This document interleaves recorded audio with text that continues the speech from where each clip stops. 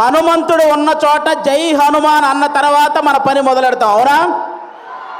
శ్రీరాముడు ఉన్న చోట జై శ్రీరామ్ అన్న తర్వాత మన పని మొదలెడతాం, అవునా? అలాగే బాలయ్య బాబు గారు ఉన్న చోట జై బాలయ్య అన్న తర్వాతే మన స్పీచ్ మొదలెడతాం. ఒక్కసారి జై బాలయ్య అనండి.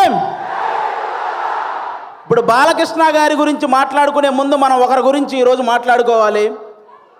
ప్రపంచంలో మనం ఏ మూలన ఉన్నా నేను తెలుగువాణ్ణి అని గర్వంగా ధైర్యంగా చెప్పుకుంటున్నాము అంటే ఆ గర్వం పేరు, ఆ ధైర్యం పేరు నందమూరి తారక రామారావు గారు. శ్రీరాముడు, శ్రీకృష్ణుడు ఈ దేవుళ్ళు ఎలా ఉంటారో మనకు తెలియదు, కానీ రామారావు గారు ఆ పాత్రలు వేసినప్పటి నుంచి శ్రీకృష్ణుడుగా ఆయన ఫోటోలే ఇంట్లో పెట్టాం, శ్రీరాముడుగా ఆయనకే చేతులెత్తి దండం పెట్టాం, అవునా కాదా? అలాగే మీరందరూ గమనించినట్టయితే మీ రామారావు గారి గురించి చెప్పాలంటే నాకు చిన్నప్పటి నుంచి ఆయన సినిమాలు ఎన్నో చూసి పెరిగా. మీరు బొబ్బిలి పులి అనే ఒక సినిమా చూసారా? మీరు లాస్ట్లో ఒక 15 నిమిషాల కోర్టు సీన్ ఉంటుంది, అది ఒక్కటి చూడండి చాలు. ఆయన గాంభీర్యం, ఆయన బాడీ లాంగ్వేజ్, ఆయన డైలాగ్ మాడ్యులేషన్, అలాంటి వ్యక్తిని పుట్టిన ప్రతి ఒక్కరూ స్మరించుకోవడం తప్ప మళ్ళీ అలాంటి నటులు, అలాంటి నాయకులు మళ్ళీ పుట్టరు. అలాంటి రామారావు గారి గురించి ఈరోజు బాలకృష్ణ గారి సమక్షంలో ఆయన 101వ జయంతి సందర్భంగా స్మరించుకోవటం నిజంగా అదృష్టంగా భావిస్తున్నాను sir. Thank you so much. Telugu జాతి గౌరవాన్ని రామారావు గారు కాపాడితే, రామారావు గారి గౌరవాన్ని ఒక పక్క దమ్మున్న సినిమాలు చేస్తూ ఇంకో పక్క నిజాయితీ గల రాజకీయాలు చేస్తూ కాపాడుకుంటూ వస్తున్న వ్యక్తి మన నందమూరి బాలకృష్ణ గారు. నందమూరి బాలకృష్ణ గారు మీరందరూ గమనించినట్లయితే చాలామంది బాలకృష్ణ గారు ఎవరినో కొట్టారు, బాలకృష్ణ గారు ఎవరినో తిట్టారు అని రాస్తుంటారు. కానీ బాలకృష్ణ గారు కొన్ని వేల మంది పేద ప్రజల బతుకులు నిలబెట్టారు, అది రాయాలి. సినిమాలు, రాజకీయాలు చేయటం పెద్ద విషయం కాదు, కానీ బసవతారకం అనే ఒక క్యాన్సర్ హాస్పిటల్ ద్వారా ఎంతో మంది పేదవాళ్ళకి సహాయం చేయడం అనేది నిజంగా చాలా చాలా పెద్ద విషయం, చాలా గొప్ప విషయం. ఈ సమాజంలో ఎంతమందికి భయం, బాధ్యత ఉన్నాయో నాకు తెలియదు, కానీ బాలకృష్ణ గారితో పనిచేసే ప్రతి ఒక్కరికి ఆ భయం, బాధ్యత రెండూ ఉంటాయి, ఇదైతే షూర్.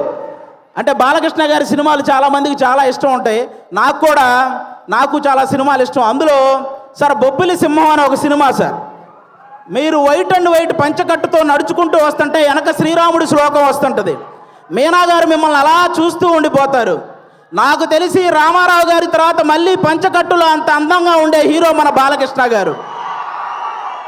నిజంగా మీరందరూ అదృష్టవంతులు, ఎందుకంటే ఒక జనరేషన్ వాళ్ళు మాకు గుర్తుండిపోయే సినిమాలు కావాలి అని అడిగారు. ఆదిత్య 369, అలాగే భైరవ దీపం ఇలాంటి సినిమాలు మీకు ఇచ్చారు. ఒక జనరేషన్ వాళ్ళు మేము తొడగొట్టే సినిమాలు కావాలని అడిగారు. సమరసింహారెడ్డి, నరసింహనాయుడు అనే సినిమాలు మీకు ఇచ్చారు. ఒక జనరేషన్ వాళ్ళు మేము కాలర్ ఎగరేసే సినిమాలు కావాలన్నారు, సింహ లాంటి సినిమా మీకు ఇచ్చారు.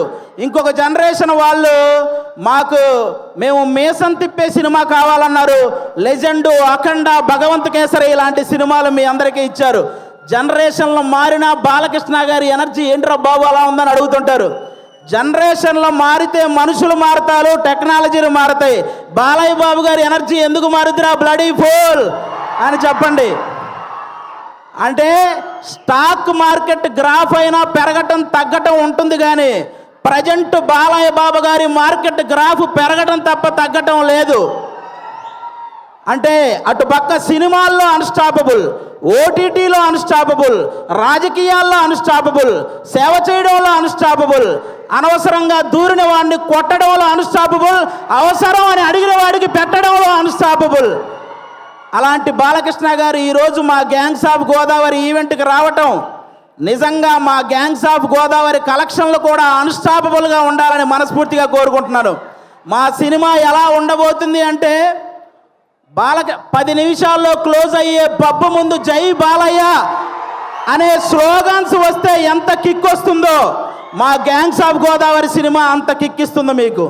బాలకృష్ణ గారి చేతిలో ఉన్న మైక్ స్టైల్గా అలా ఎగరేసి పట్టుకున్నప్పుడు ఎంత కిక్ వస్తుందో మా గ్యాంగ్స్ ఆఫ్ గోదావరి సినిమా అంత కిక్ వస్తుంది.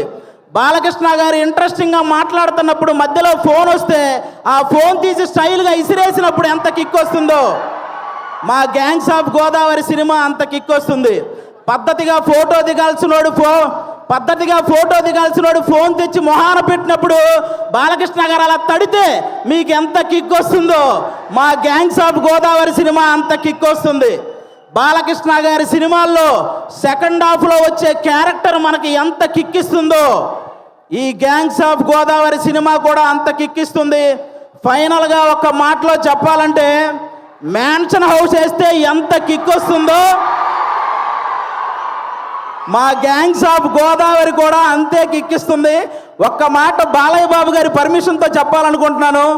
రేపొద్దున నందమూరి నటసింహం కొనిదల కొదమసింహం అసెంబ్లీలో అడుగు పెడితే ఎంత కిక్ వస్తుందో మా గ్యాంగ్స్ ఆఫ్ గోదావరి కూడా అంతే కిక్ వస్తుంది.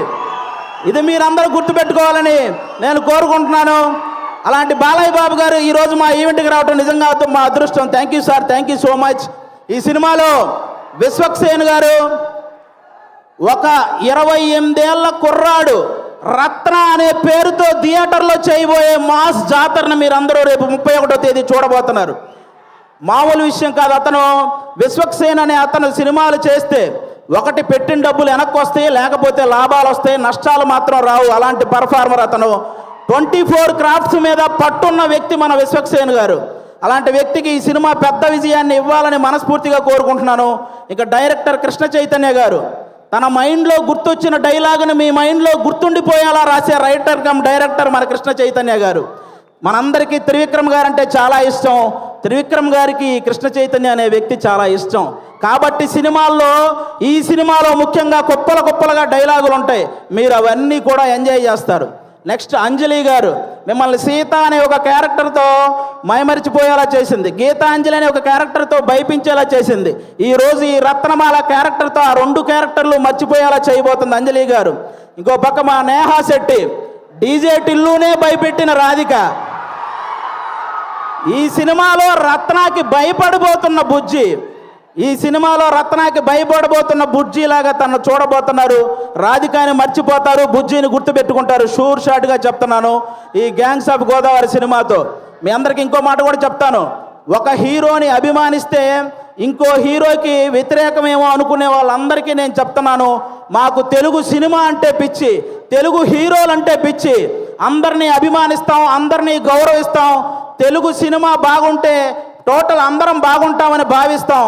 అలాంటి ఈరోజు మీరందరూ కూడా ఈ సినిమాకి వచ్చి మా సినిమాని ఆశీర్వదించడానికి వచ్చినందుకు థ్యాంక్ యూ సో మచ్. అలాగే ఈ మధ్య థియేటర్కి జనాలు రావటం కొంచెం తగ్గింది. అందరూ కూడా ఎందుకంటే ఎవరైతే ప్రేక్షకులకి అలాగే సోషల్ మీడియాలో ఉన్న రివ్యూవర్స్కి మీ అందరికీ కూడా తెలుగు సినిమాని కాపాడాల్సిన బాధ్యత మీ అందరి మీద ఉందని మనస్ఫూర్తిగా కోరుకుంటున్నాను. ప్రొడ్యూసర్స్ని దృష్టిలో పెట్టుకొని రివ్యూలు రాయాలని కోరుకుంటున్నాను. ఎందుకంటే ఒక సినిమా పోతే ఇంకో సినిమా చేయడానికి హీరో అనేవాడు మనోధైర్యం తెచ్చుకుంటే చాలు, కానీ ప్రొడ్యూసర్ అనేవాడు మనోధైర్యంతో పాటు మనీ కూడా తెచ్చుకోవాలి. కాబట్టి ఆయన గురించి ఆలోచించి ఈసారి రివ్యూలన్నీ రాయాలని, తెలుగు సినిమాని బ్రతికించాలని మనస్ఫూర్తిగా కోరుకుంటున్నాను. Once again thank you sir. Balakrishna గారు, సింహం ఆ టైంకి మిగిలి ఉన్న జంతువులన్నింటినీ వేటాడేస్తుంది. బాలకృష్ణ గారు ఆ టైంకి ఉన్న రికార్డులన్నింటినీ వేటాడేస్తూ ఉంటారు. అది బాలకృష్ణ గారు. Thank you so much. జై తెలుగు సినిమా. Thank you. అది ఒక డైలాగ్ కూడా చెప్పేరాదు బాలయ్య బాబు గారి డైలాగా? ఓటీటీ అయినా సినిమా అయినా పొలిటికల్ అయినా నాన్ పొలిటికల్ అయినా ఆయన దిగనంత వరకే. Once he step in history repeats.